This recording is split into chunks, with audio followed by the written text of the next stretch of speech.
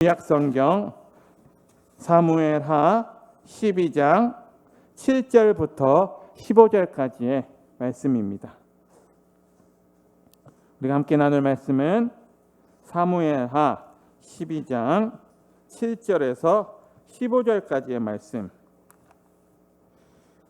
7절부터 15절까지 말씀 제가 읽고 마지막은 함께 읽도록 하겠습니다. 사무엘하 12장 7절부터 읽도록 하겠습니다. 나단이 다윗에게 이르되 당신이 그 사람이라. 이스라엘의 하나님 여호와께서 이와 같이 이르시기를 내가 너를 이스라엘의 왕으로 기름 붓기 위하여 너를 사울의 손에서 구원하고 내 주인의 집을 내게 주고 내 주인의 아내들을 내 품에 두고 이스라엘과 유다 족속을 내게 맡겼느니라. 만일 그것이 부족하였을 것 같으면 내가 내게 이것저것을 더 주었으리라. 그러한데 어찌하여 내가 여호와의 말씀을 업신여기고 나 보기에 악을 행하였느냐. 내가 칼로 햇사람 우리야를 치되 암몬 자손의 칼로 죽이고 그의 아내를 빼앗아 내 아내로 삼았도다. 이제 내가 나를 업신여기고 햇사람 우리야의 아내를 빼앗아 내 아내로 삼았은즉 칼이 내 집에서 영원토록 떠나지 아니하리라 하셨고 여호와께서 또 이와 같이 이르시기를 보라 내가 너와 내 집에 재앙을 일으키고 내가 내 눈 앞에서 내 아내를 빼앗아 내 이웃들에게 주리니 그 사람들이 내 아내들과 더불어 백주에 동침하리라. 너는 은밀히 행하였으나 나는 온 이스라엘 앞에서 백주에 이 일을 행하리라 하셨나이다 하니 다윗이 나단에게 이르되 내가 여호와께 죄를 범하였노라 하매 나단이 다윗에게 말하되 여호와께서도 당신의 죄를 사하셨나니 당신이 죽지 아니하려니와 이 일로 말미암아 여호와의 원수가 크게 비방할 거리를 얻게 하였으니 당신이 낳은 아이가 반드시 죽으리이다 하고 같이 읽겠습니다. 나단이 자기 집으로 돌아가니라. 아멘. 나단이 다시 15절 같이 읽겠습니다. 나단이 자기 집으로 돌아가니라. 우리아의 아내가 다윗에게 낳은 아이를 여호와께서 치심에 심히 앓는지라. 아멘. 네, 할렐루야. 오늘도 이렇게 하루 종일 또 일터에서 수고하시고 이렇게 수요 저녁 예배를 기억하셔서 또 함께 하나님을 예배하고 이렇게 말씀의 은혜를 나눌 수 있게 되어서 참 감사합니다. 오늘은 이 시간 날마다 회복하는 은혜라는 말씀의 제목을 가지고 함께 말씀을 나누고자 합니다. 여러분, 우리에게는 다 우리가 은혜를 받은 기억들이 있습니다. 우리가 은혜를 충만히 받았던 기억들이 다 있습니다. 그렇죠? 우리가 처음 은혜를 받은 그런 순간도 있고 또 새롭게 은혜를 깨달았던 그런 경험도 다 한 번씩은 있으실 것입니다. 사실 우리가 이렇게 살아가고 있는 것도 다 어떻게 보면 하나님의 은혜인 것입니다. 그런데 여러분, 그 은혜가 얼마나 가십니까? 우리가 하나님께 은혜를 충만히 받으면 그 은혜가 얼마나 가십니까? 생각해 보면 우리는 하나님이 우리에게 주셨던 그 큰 은혜, 그 수많은 은혜를 자주 잊고 살아가는 우리의 모습을 발견하게 됩니다. 우리가 정말로 감당할 수 없는 정말로 그렇게 큰 은혜, 하나님이 나를 정말로 사랑하시는구나 라는 그러한 큰 은혜를 받아도 시간이 지나면 그 은혜가 식어지고 또 그 감격이 점점 떨어지는 것을 우리가 경험하게 됩니다. 우리가 주님을 처음 인격적으로 만났을 때 그 감격과 은혜가 정말로 우리에게 항상 지속되고 항상 그 감격 가운데 살아가면 너무나 좋겠지만 그러한 우리가 처음 주님을 인격적으로 만났을 때 그 감격과 은혜가 우리 안에 평생 지속되어지면 정말 좋겠는데 문제는 그것이 점점 시간이 지날수록 식는다라는 것입니다. 그것이 문제이죠. 우리의 삶을 돌아보면 우리는 우리의 은혜가 우리 안에 충만해서 그 은혜가 정말 충만할 때는 정말 산 꼭대기에 그 은혜가 정점에 올라갔다가 다시금 그 은혜가 떨어지고 어려움이 찾아오거나 하면 다시금 그 은혜는 온데간데 없고 우리의 자존감이 저 산 골짜기 깊은 골짜기 아래로 메마른 바닥으로까지 떨어지기도 합니다. 그렇게 산 꼭대기에 은혜가 있다가 또 메마른 골짜기 바닥에 떨어지기도 했다가 이러한 우리 은혜는 우리 안에서 이러한 사이클을 반복하는 것을 우리는 살아가면서 경험하고 있습니다. 물론 자기의 성격적인 기질이나 신앙 체험의 깊이에 따라 그런 폭은 그러한 은혜의 폭은 다를 수도 있겠지만 내 안에 은혜가 충만하거나 그 내 안에 은혜가 메마르게 되는 그러한 가장 핵심적인 원인이 무엇일까요? 그렇게 내 안에서 은혜가 그렇게 오르락 내리락 하는 그 은혜가 그 이유가 무엇일까요? 가만히 생각해 보면 내 안에서 그 은혜가 그렇게 올라갔다 내려갔다 하는 이유는 바로 우리 안에 있는 우리가 끊을 수 없는 그러한 죄 때문인 것 같습니다. 우리가 생각 없이 무심코 아무렇지도 않게 여겼던 그 죄들이 결국은 우리로 하여금 하나님의 은혜를 떨어지게 하는 그러한 역할을 한다라는 것입니다. 그런 면에서 우리가 이 은혜를 끝까지 유지하고 회복하는 길은 그래서 은혜를 유지하고 늘 그 뜨거운 은혜를 유지하는 길도 이 죄의 문제를 잘 처리하는 것이 그 관건이요 그 비결이 될 수 있다고 이야기할 수가 있습니다. 여러분, 우리가 이 은혜를 깎아내리는 우리의 이 은혜를 깎아내리는 이 죄는 사실 그렇게 큰 죄는 아닙니다. 사실 이 죄는 별것이 아닌 것 같은 사소한 문제로 우리의 마음을 교묘하게 파고든다는 것이죠. 여러분, 우리에게 정말로 어떠한 죄가 그 죄가 하나님을 대적하고 그 죄가 정말로 크고 중차대한 문제로 그 죄가 우리에게 다가온다면 그렇게 우리를 공격해 온다면 우리는 단단히 준비를 하고 말씀과 기도로 그 죄를 경계하고 우리는 그 죄를 충분히 물리칠 수가 있을 것입니다. 그런데 문제는 이러한 죄가 그렇게 큰 문제로 큰 죄로 다가오는 것이 아니라 매우 사소한 문제로 우리에게 접근함으로 우리도 모르게 그 방어막이 나도 모르게 뚫려 버린다라는 것입니다. 이렇게 은밀하게 들어온 죄는 잘 발각도 되지 않을 뿐더러 우리 안에서 잘 빠져나가지도 않습니다. 그러니까 잘 회개도 하지 않는다라는 것입니다. 왜냐하면 그것이 우리에게 너무나 익숙하기 때문입니다. 이렇게 들어온 죄는 우리의 마음을 점점점 황폐화시키고 열정을 식게 만들고 구원의 감격을 떨어뜨리게 되는 그 이유가 되는 것이죠. 신앙생활을 이제 잘 해야겠다라고 결단했던 마음을 이 사소한 죄의 문제가 허물어 버린다라는 것입니다. 우리가 신앙생활을 잘하기 위해서는 날마다 우리의 죄를 회개하고 그 은혜를 회복해야 되는데 날마다 회복하는 은혜가 우리에게 있어야 되는데 우리가 우리의 삶을 살아가다 보면 실제로는 그렇게 날마다 은혜를 회복하기는 참으로 쉽지 않다라는 것입니다. 우리가 날마다 이 회복하는 은혜를 소유하려면 그럼 우리는 어떻게 해야 할까요? 오늘 우리는 이 다윗의 경험을 통해서 한번 살펴보고자 합니다. 다윗은 어떠한 면에서 보면 범죄를 하고도 그 신앙을 잘 회복한 그러한 신앙인이었습니다. 하나님은 이 다윗에게 나단 선지자를 보내서 이렇게 책망을 합니다. 이런 비유를 들어서 이 다윗을 책망합니다.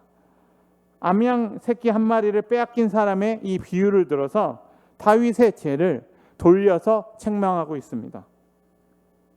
사랑하는 성도 여러분, 우리가 우리의 은혜를 날마다 회복하기 위해서는 먼저 죄의 본질을 지적하시는 하나님의 음성을 우리가 들어야 합니다. 여기서 중요한 것은 죄를 지적하시는 그 하나님이 아니라 죄의 본질을 지적하시는 하나님이라는 사실을 우리가 기억해야 됩니다. 이것은 죄를 지적하는 것과 구분이 되어야 합니다. 사람들은 우리가 죄를 지을 때 죄를 지적합니다. 하지만 하나님께서는 그 죄에 대한 죄의 본질을 지적하고 계십니다. 그리고 하나님께서는 항상 우리가 죄를 지었을 때 항상 하나님과 우리와의 관계를 염두에 두고 죄를 언급하시지, 그 죄 자체를 두고 너 간음하는 마음 품었지, 너 미워하는 마음 품었지라고 그 죄를 질타하시면서 언급하시지 않습니다. 우리에게 어떤 수치와 모욕을 주려는 마음으로 접근하시지 않으시고 항상 나와의 관계를, 자기와의 하나님과의 관계를 언급하시면서 죄의 본질을 지적하시는 것입니다. 그렇기 때문에 우리가 이 은혜를 날마다 회복하기 위해서는 하나님이 우리에게 들려주시는 그 음성에 우리가 귀 기울여야 하고, 또 죄의 본질을 지적하시는 하나님의 음성을 들을 때 우리는 우리의 은혜가 회복될 수 있다라는 것입니다. 다윗은 오늘 말씀에서 읽은 것처럼 우리아의 아내 밧세바를 범했습니다. 그런데 다윗은 그것을 은폐하기 위해서 더 큰 죄를 저질렀습니다. 우리아를 이제 전쟁터에 내보내서 죽게 하였습니다. 살인을 저지른 것이죠. 다윗은 한동안 완전 범죄가 이루어졌다라고 생각을 했습니다. 그래서 우리아를 전쟁의 영웅으로 만들어주고 우리아의 장례도 아주 성대하게 치러주었습니다. 그리고 밧세바를 데려와서 결혼식도 올렸습니다. 다윗이 얼마나 잔혹한지, 또 그것을 얼마나 그렇게 잘 포장했는지 아무도 아는 사람이 없는 듯해 보였습니다. 그래서 다윗은 안심했을 것입니다. 다윗은 자신의 절대 권력으로 자신의 범죄를 은폐할 수 있을 것이라고 생각했습니다. 그런데 오늘 나단 선지자가 다윗에게 찾아온 것입니다. 사랑하는 성도 여러분, 우리는 우리에게 어떠한 힘이 주어졌을 때 우리는 그것을 조심해야 합니다. 사람들은 어떠한 큰 힘을 가지면 무엇이든지 자기의 마음대로 할 수 있다라고 생각합니다. 돈을 많이 가진 사람은 돈으로 안 되는 것이 없다라고 생각합니다. 또 많은 권력을 가지고 있는 사람들은 그 자기가 곧 법이라고 생각하며 자신이 절대 권력자라는 그런 생각이 싹 트게 되면 엄청난 일을 저지를 수 있게 되고 또 저지르려고 합니다. 다윗이 그랬던 것입니다. 여러분, 하나님께서는 죄의 본질을 지적하시는 하나님이라고 했는데, 그러면 다윗의 죄의 본질은 무엇일까요? 다윗이 간음한 이유가 무엇일까요? 다윗이 간음한 이유는 단지 육체의 정욕 때문만은 아니었던 것 같습니다. 왜냐하면 다윗에게는 이미 아내가 있었고, 또 이때 다윗은 피 끓는 20대 청춘도 아니었습니다. 그 이유는 하나님이 나단 선지자를 통해서 책망하시면서 그 이유를 알 수 있습니다. 9절 10절에 보니까 이렇게 기록하고 있습니다. 그러한데 어찌하여 내가 여호와의 말씀을 업신여기고 나 보기에 악을 행하였느냐? 내가 칼로 햇사람 우리아를 치되 암몬 자손의 칼로 죽이고 그의 아내를 빼앗아 내 아내로 삼았소다. 이제 내가 나를 업신여기고 햇사람 우리아의 아내를 빼앗아 내 아내로 삼았은즉 칼이 내 집에서 영원토록 떠나지 아니하리라 하셨고. 네, 여러분, 9절 10절 말씀에서 하나님이 이 다윗의 범죄를 지적하시면서 가장 마음에 섭섭한 생각을 가지신 것이 무엇이었을까요? 다윗이 우리아의 아내를 그냥 그렇게 한 그 죄를 지적하신 것이 아닙니다. 9절 10절을 자세히 살펴보면 여기는 업신여기고 라는 단어가 9절과 10절에서 두 번이나 반복되어 나오고 있습니다. 여기서 하나님께서는 이 다윗의 죄의 본질을 지적하고 계신 것입니다. 다윗의 죄의 본질은 바로 하나님을 업신여긴 것이었습니다. 우리는 다윗이 밧세바를 보고 아름다워서 한순간의 정욕으로 실수했다라고 생각을 할 수 있지만 이것이 죄의 본질은 아니었습니다. 이 다윗의 그 깊은 내면에는 하나님을 업신여기는 마음이 도사리고 마음 한쪽 구석에 그 하나님을 업신여기는 마음이 도사리고 있었다라는 것입니다. 그리고 그 마음이 그 다윗의 죄의 본질이었고 하나님은 나단을 통해서 그것을 지적하신 거였습니다. 우리도 마찬가지입니다. 우리도 마찬가지로 우리는 때때로 이렇게 생각할 수가 있습니다.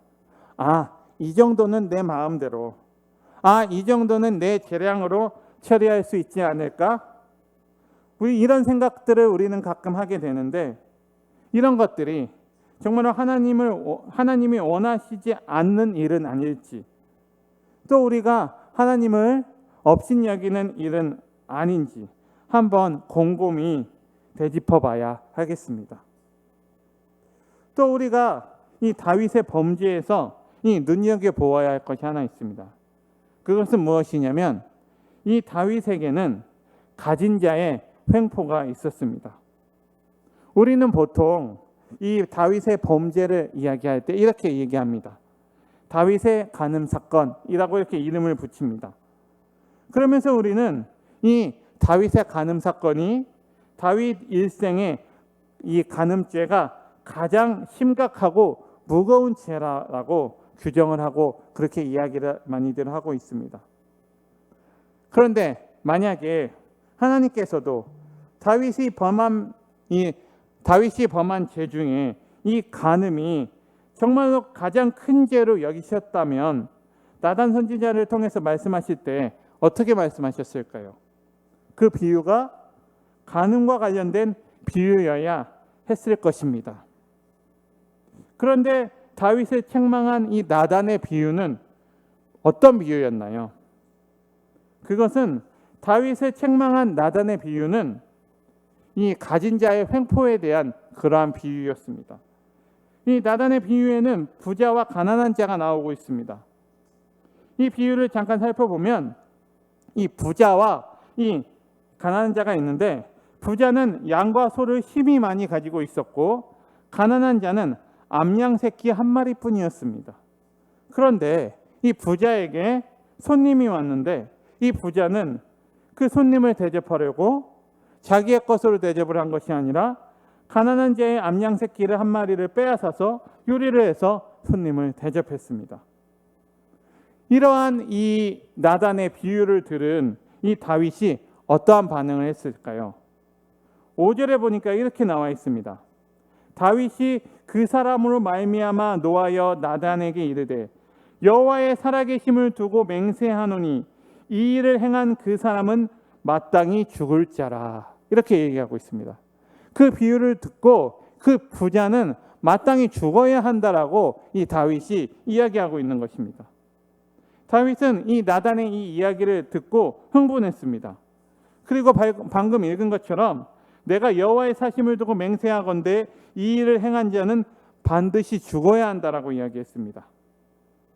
자기에게 왕으로서의 권력이 있는데 자기 나라에서 이런 일을 행한 자는 반드시 죽이겠다라고 이야기를 한 것입니다.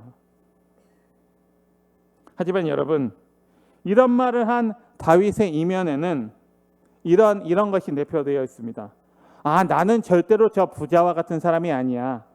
나는 절대로 그런 사람이 아니야.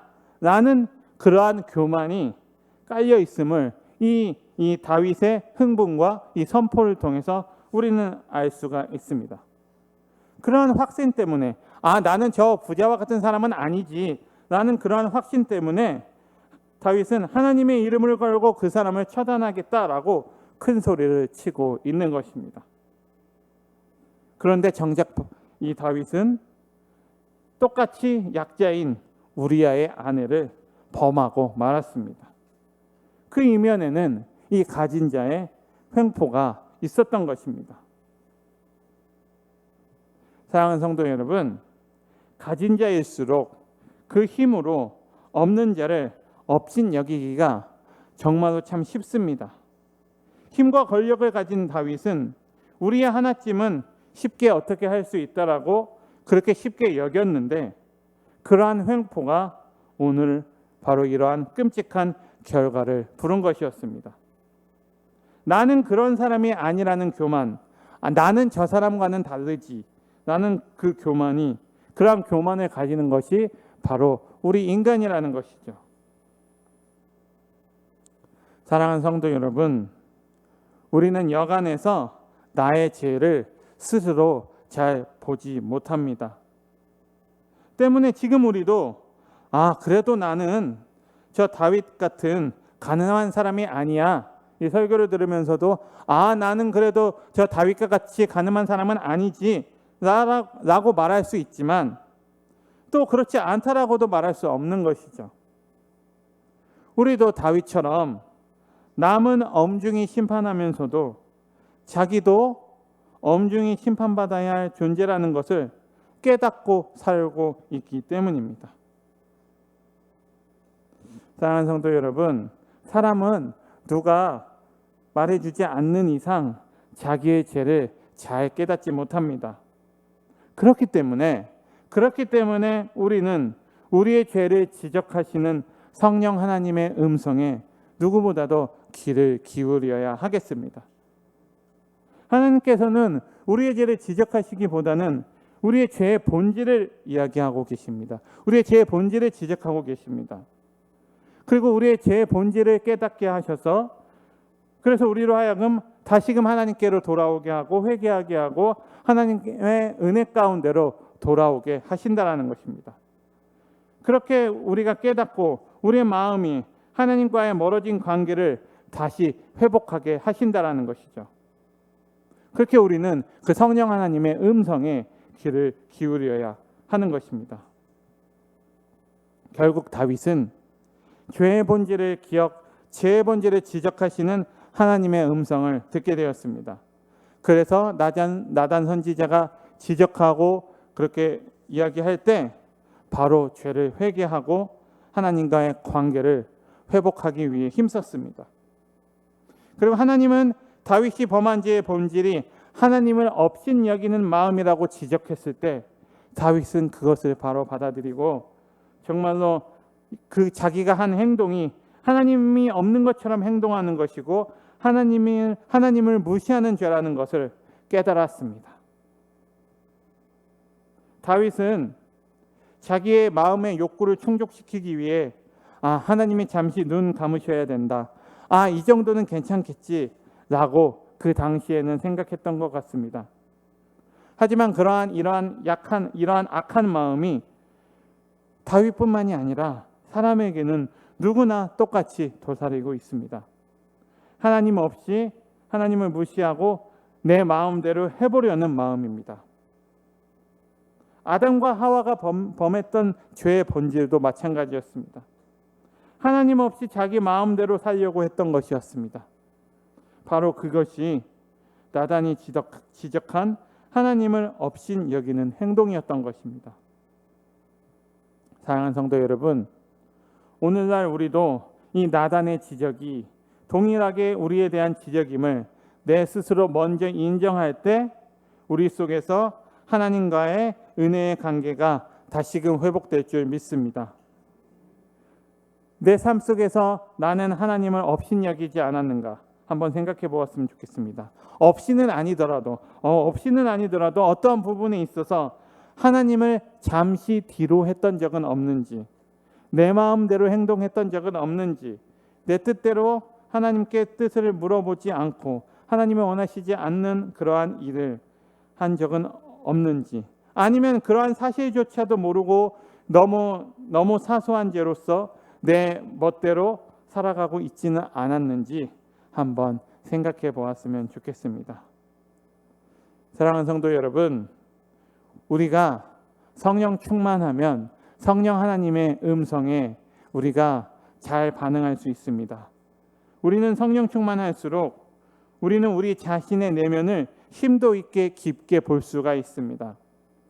그리고 그렇게 자신의 내면을 세밀하게 잘 살피는 사람이 바로 성령 충만한 사람인 것입니다. 우리 모두가 성령 하나님을 통해서 날마다 하나님과의 관계를 점검함으로 늘 은혜가 충만한 저와 여러분들이 되기를 간절히 소망합니다. 사랑하는 성도 여러분, 우리 삶에 오늘날 우리 삶에 은혜가 내 삶 속에서 은혜가 줄어든 이유가 무엇인지 아십니까? 그것은 다른 것이 아니라 점점 하나님의 음성에 귀 기울이지 않고 죄의 본질을 지적하시는 하나님의 음성에 우리의 귀를 점점 닫고 있기 때문입니다. 그러면 여러분, 우리는 어떤 음성을, 이 시대에 어떤 음성을 하나님의 음성으로 분별해야 할까요? 그것은 우리의 마음에 와닿는 좋은 얘기도, 그러한 얘기도 물론 하나님의 음성일 수 있지만, 하나님이 우리와의 관계를 회복시키시려고 몸부림치시는 그 음성, 죄의 본질을 지적하시는 그 음성을 우리가 귀담아 들어야 하겠습니다.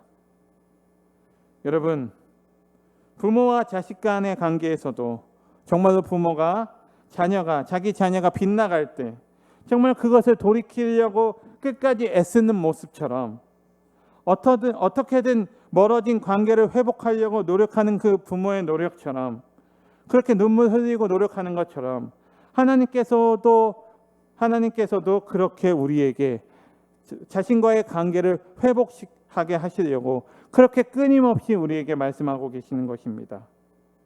그런데 만약 우리가 그렇게 하나님의 애타는 음성에, 죄의 본질을 지적하시는 성령 하나님의 그 애타는 음성에 귀를 닫고 살아가고 있다면 우리는 돌이켜야 하겠습니다.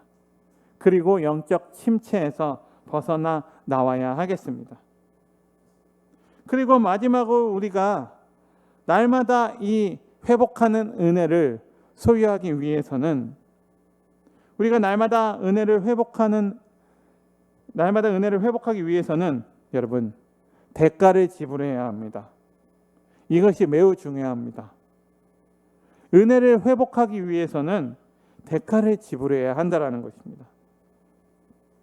오늘 다윗은 죄의 본질을 지적하시는 하나님의 음성을 듣고 구차하게 변명하지 않았습니다. 즉시 죄를 시인하고 용서를 구했습니다. 그리고 13절에 용서를 구하고 보니 13절에 이렇게 기록하고 있습니다. 다윗이 나단에게 이르되 내가 여호와께 범죄하였노라 하매 나단이 다윗에게 말하되 여호와께서도 당신의 죄를 사하셨나니 당신이 죽지 아니하려니와. 아멘. 네, 지금 이 다윗이 자기의 죄를 바로 인정하는 모습을 볼 수가 있습니다. 사랑하는 성도 여러분, 다윗은 지금 왕의 신분입니다. 모든 것을 다 할 수 있고 자기의 말이 곧 법인 그런 왕의 신분인데, 왕이 이렇게 말하는 것은 결코 쉬운 일이 아닌 것입니다. 왕으로서 자신의 수치를 인정한다는 것은 결코 쉽지 않은 일이라는 것이죠. 하지만 다윗은 이 나단의 지적에 바로 인정하고 자신의 죄를 인정하고 회개하고 돌이켰습니다. 그 결과 하나님께서는 기꺼이 다윗을 용서해 주셨습니다. 하지만 여기에는 대가가 있었습니다. 그것이 무엇이었을까요? 그것은 바로 다윗의 아들의 죽음이었습니다. 14절에 보니까 이렇게 나와 있습니다. 이 일로 말미암아 여호와의 원수가 크게 비방할 거리를 얻게 하였으니 당신이 낳은 아이가 반드시 죽으리이다 하고, 이렇게 기록하고 있습니다. 이 말이 무슨 뜻이냐면, 이 말씀이 무슨 뜻이냐면, 나단은 다윗의 범죄가 다윗을 이제 사단에게 크게 비방할 거리를 제공했다라고 이야기하는 것입니다. 이 말은 무슨 말이냐면, 하나님은 기꺼이 다윗을 용서하시고자 하는데 사단은 하나님 앞에서 하나님의 공의를 거론하며 다윗을 공의로 처벌하라고 고소한다는 것입니다. 아니, 하나님, 죄의 삭은 사망인데 어째서 다윗은 아무런 대가 없이 인정한다고 바로 용서하시려고 하십니까? 그것은 하나님의 말씀에 어긋나지 않습니까? 라고 사단이 그렇게 따질 수 있는 빌미를 다윗이 제공했다라는 것입니다. 다윗을 사랑으로 덮어줄 것인가? 아니면 공의로 대가를 물을 것인가? 하지만 하나님께서는 다윗의 아들을 죽이심으로 이 문제를 해결하셨습니다. 그의 아들은 다윗의 죗값을 지불하는 그러한 제물이 되었습니다. 죄의 용서를 위해서는 반드시 대속물이 필요한데 밧세바가 낳은 아들이 바로 그 대속물이 되었던 것입니다. 하나님께서는 이 다윗의 아들을 병으로 치셨습니다. 다윗은 아들이 무슨 잘못이냐고 밤새도록 하나님께 금식하며 기도했습니다. 신하들이 몸을 해친다며 말려도 듣지 않았습니다. 결국 하나님께서는 이 다윗의 기도를 들어주시지 않으셨고 그 아들은 7일 만에 죽게 되었습니다. 다윗에게도 정말 힘들었고 하나님께도 힘든 기간이었을 것입니다. 하지만 다른 관점에서 보면 그 7일간은 다윗이 하나님께 아들을 살려달라고 간구하는 그 기도의 시간이면 동시에 다윗이 자기 자신을 바라보고 자신을 한번 돌아보고 자기 자신을 돌이키는 시간이었을 것입니다. 다윗은 자기 옷이 아니라 자기의 가슴을 찢었습니다. 그러한 다윗의 기도를 보시고 아들을 살려달라는 다윗의 기도를 보시고 그의 간구를 들어주지 못하는 하나님의 마음도 매우 아프셨을 것입니다. 사랑하는 성도 여러분, 예수님은 우리의 죄를 위하여 다윗의 아들처럼 고통 가운데 돌아가셨습니다. 예수님은 다윗보다 더 간절하게 이 잔이 내게서 지나가게 해달라고 하나님께 기도하셨습니다. 그러나 하나님께서는 십자가에 달린 자기 아들을 죽기까지 내버려 두셨습니다. 조금도 긍휼을 베풀어 주시지 않으셨습니다. 그 이유는 자기 아들이 대속의 피를 흘리지 않고서는 우리의 죄가 사해지지 않기 때문이었습니다. 사랑하는 성도 여러분, 이렇게 자기의 죄를 회개하고 대속의 십자가를 붙드는 사람은 다시금 하나님과의 관계를 회복할 수가 있습니다. 날마다 회복하시는 하나님의 은혜를 누릴 수가 있는 것입니다. 우리는 이미 예수님의 십자가의 지불로 우리는 하나님과의 관계가 회복되었습니다. 예수님의 십자가의 지불은 이미 충분한 지불입니다. 행위로 갚을 수 없는 엄청난 은혜를 우리는 십자가를 믿음으로 거저 얻게 된 것입니다. 예수님께서 우리 대신에 그 죄의 대가를 치르신 것입니다. 때문에 우리는 어떠한 경우라도 이 복음을 놓치지 않기를 간절히 소원합니다. 그리고 우리가 이 대가를 생각할 때, 예수 그리스도의 십자가의 은혜를 생각할 때 우리는 우리 삶 속에서 날마다 회복되는 은혜를 경험할 줄 믿습니다. 그리고 우리는 이 그리스도의 사랑을 힘써 나만 알고 있는 것이 아니라 그 날마다 회복되는 은혜로 내가 받은 예수 그리스도의 사랑을 힘써 주변에 전하는 우리 모두가 되었으면 좋겠습니다. 말씀을 정리하도록 하겠습니다. 오늘날 우리에게 은혜가 줄어든 이유는 우리가 하나님의 죄의 본질에 대한 지적에 대한 그 지적에 대해 귀를 점점 닫고 살아가고 있기 때문입니다. 또 나는 다윗과 같은 사람이 아니라고 생각하는 것입니다. 나는 큰 죄를 저지르지 않았다라고 생각하는 것입니다. 하지만 다윗은 나단 선지자 지적을 통해 하나님의 음성을 들었습니다. 그리고 바로 회개했고 하나님께서는 다윗을 용서해 주셨습니다. 우리도 마찬가지로 우리도 우리의 삶에서 날마다 은혜를 회복하려면 우리의 삶을 다시 한번 돌아보고 하나님의 음성에, 성령 하나님의 음성에 귀를 기울여야 하겠습니다. 또 우리가 기억해야 될 것은 우리 대신에 죄의 대가를 치르신 예수님을 기억해야 할 것입니다. 우리 대신 죄의 대가를 치르신 예수님을 기억하고 정말로 우리는 포기해도 끝까지 우리를 포기하시지 않으시는 그 하나님의 사랑을 기억해야 하겠습니다. 또 그 사랑을 끝까지 포기하시지 않는 그 하나님의 사랑을 기억하고 전해야 하겠습니다. 갚을 수 없는 은혜를 기억하고 때를 얻든지 못 얻든지 전하는 우리 모두가 다 되었으면 좋겠습니다. 날마다 회복되는 은혜를 우리 마음 가운데 깊이 소유하고 우리 삶에 주님이 예비해 놓으신 길로 인도함을 받아서 믿음으로 감사함으로 따라가는 저와 여러분들이 되기를 간절히 소망합니다. 아멘.